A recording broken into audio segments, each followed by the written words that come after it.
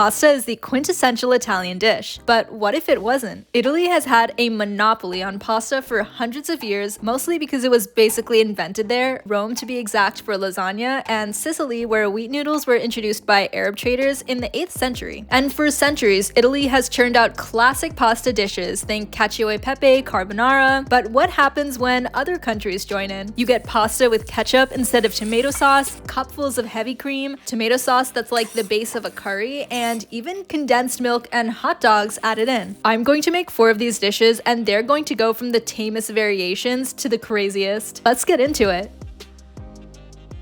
First up, we have Fettuccini Alfredo. Now, even though this one is not too wacky in the grand scheme of things, daring to call it Italian, or even worse, the thought of an American ordering it in Italy has managed to make many an Italian on the internet very angry. And with all that, you might be surprised to learn that it was actually invented in Rome in 1908 by a chef called Alfredo di Lelio, who invented it for his pregnant wife to help her regain her appetite. So why is it now seen as American? Well, the original dish contained only 3 ingredients: butter, Parmigiano Reggiano cheese, and fettuccine pasta, and it relied on that starchy pasta water to bind the sauce. But the version that we know today also includes garlic, heavy cream, pecorino romano, and oftentimes parsley. To start, you want to cook the pasta until just al dente, then reserve about a half cup of pasta water, and then drain the pasta. For the sauce, thankfully it is very easy to make. Start by melting butter onto a pan. When it is mostly melted, you add in the cheese. You can add in a bit of pasta water too, and if you stop here, your dish will be close to authentic Italian. But we are making the American version, so we're going to go ahead and add in the garlic and just let that cook a bit on the side there. Then in goes the heavy cream, salt, and black pepper, and we're just going to mix everything and let that cook down a bit. So now it's slightly thickened and glossy, so we're going to remove it from the heat and add in the pasta. You want to mix this in well. The sauce will also thicken more as it cools, which is where the extra pasta water comes in. You can add a spoonful or 2 to loosen it up. Then add some parsley and serve, and if you want, you can roll it up on a plate just like this. This tastes so good, by the way, very creamy, but I will say it is a bit heavy with the heavy cream added in.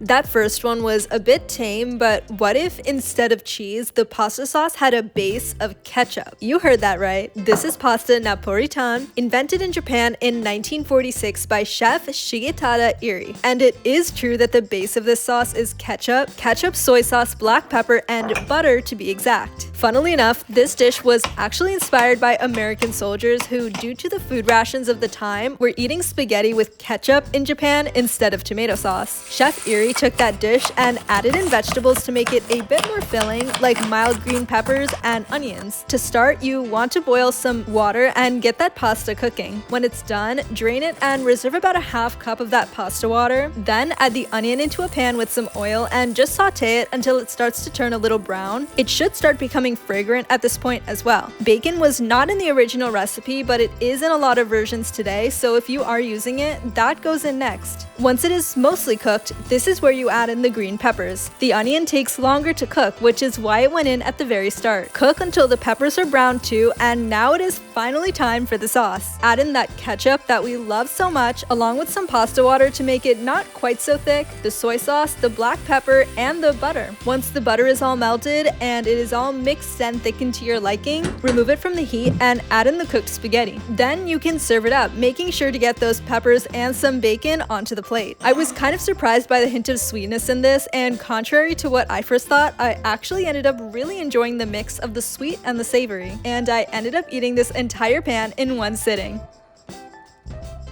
For the next variation, we are going to India for the famous Masala Spaghetti. The word masala just refers to a mixture of ground spices, so this pasta is essentially spiced spaghetti. As always, we are going to start by cooking the pasta. You know the drill by now: al dente, drain, and then reserve some pasta water, also known as liquid gold. And the sauce base is interesting here because it starts similarly to a lot of tomato-based Indian curries. You have some cumin seeds, grated garlic, grated ginger, canned whole tomatoes, diced onion, and a mixture of spices including red chili powder, garam masala, turmeric, and salt. Start by heating oil in a heavy bottomed pan. That sounds like it could be a funny nickname. Once it is hot enough, add in the cumin seeds and they should dance around like this.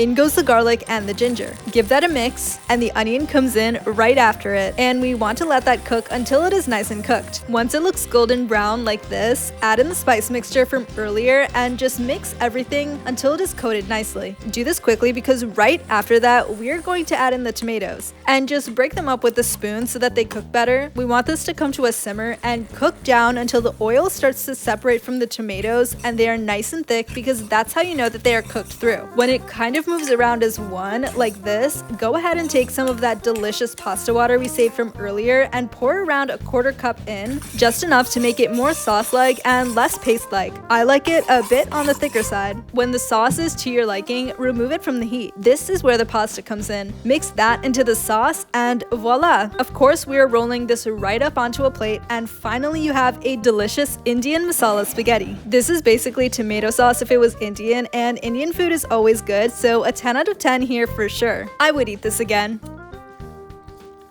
Now this is what we've all been waiting for, because this spaghetti has condensed milk, hot dogs, and something called banana ketchup. This is Filipino spaghetti. Similar to the Japanese version, this was also invented back in the 1940s during World War II as a response to a shortage in tomatoes. So if you couldn't make ketchup out of tomatoes, what would you use instead? How about bananas? Banana ketchup is pretty much exactly what you think it is. Think ketchup, except instead of tomatoes we use bananas, and you can blend the sauce once it's finished to make it a bit more smooth, but I prefer to leave it a bit chunky. To start, as always, we will cook the pasta. Once that is drained and the pasta water is set aside, it is time to start on the sauce. First, we have diced onion and grated garlic. Add the onion into a pan and cook until lightly golden brown, then add the garlic in and cook that until fragrant. Then in goes the chicken, along with the better than bouillon, fish sauce, and black pepper. Once the chicken is not pink anymore, add in the tomato paste, and you will want to let that cook a bit, just so that the tomato paste doesn't taste raw. Now for the fun part: hot dogs, tomato sauce, and banana ketchup. Add them all to the pan and mix it up. If it's too thick, just bring that to a light simmer and let it bubble until it is as thick as you like. Finally, in goes the condensed milk, and we will mix that up until it's nice and mixed, then remove it from the heat. Just add the pasta in and make sure it is all coated, then you can twirl it onto a plate and serve. As for the taste, it's not quite as sweet as you would think. It's more of a hint. I don't know if I would eat this all the time, but I am glad that I'm eating it now. Hi, I'm a writer who likes food, and if you enjoyed this video, don't forget to like and subscribe, and if you have any more ideas for videos you want me to make, leave them in the comments down below.